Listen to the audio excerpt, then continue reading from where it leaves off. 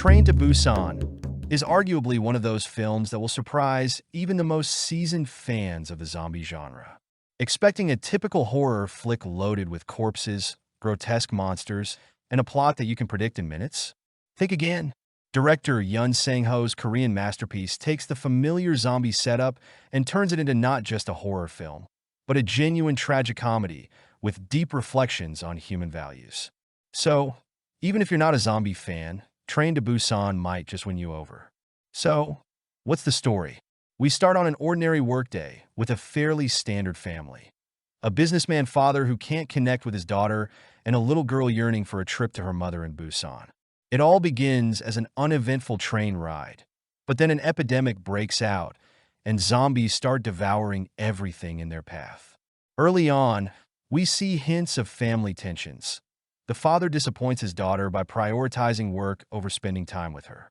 But as the epidemic spreads across South Korea, everything shifts dramatically.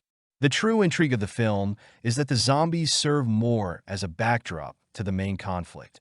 How people behave in extreme situations.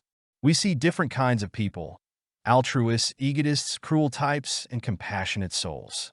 In this context, the film isn't just about survival, but about how survival reveals people's worst and best qualities. The characters in Train to Busan are not mere cutouts filling predictable roles.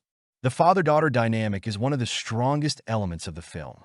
While their relationship may be strained, it evolves in the course of the story. We see the father transform from a self-centered businessman to someone willing to sacrifice for others, while his daughter, let's be honest, she acts like a true star. The chemistry between characters makes you genuinely root for them. Of course, there are some downsides. Characters like the businessman and his family lack depth and sometimes fall into cliches. For example, the corrupt manager Young-suk feels like a stereotypical bad guy, and his actions, motivations, and behavior often feel exaggerated. We understand he's meant to be hated, but his story could have been toned down for a less obvious portrayal. Now let's get to the main event, the zombies. There are plenty on screen. They're fast, active, and extraordinarily aggressive. These monsters aren't the slow movers of Romero's classic zombies. Rather, they're more like the brutal, lightning-fast infected in 28 Days Later. The film is packed with action scenes, showing them relentlessly chasing passengers through train cars, screaming and fighting for flesh like animals. However, the rules of infection can be confusing. Sometimes the virus spreads almost instantly, while in other cases, it takes a few minutes. It's as if the timing depends on the plot's convenience, which isn't always ideal. Zombies are used as a means to showcase how the characters handle pressure. It works, but not always logically.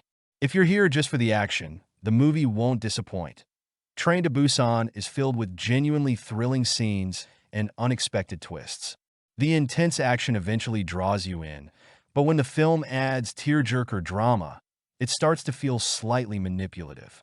There are moments where the film blatantly tries to make you cry, but it doesn't always succeed.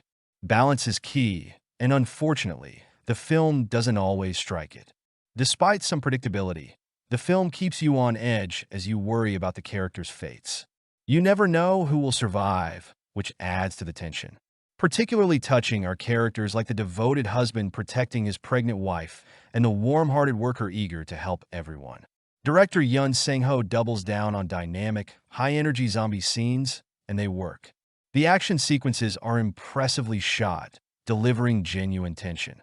However, the visual effects aren't flawless. Some CGI, especially scenes where zombies fall in heaps, looks a bit silly, and some of the choreography could use refining. Train to Busan may not be a perfect movie, but it's undoubtedly worth watching. It has its flaws, like clichéd characters and occasionally illogical plot twists.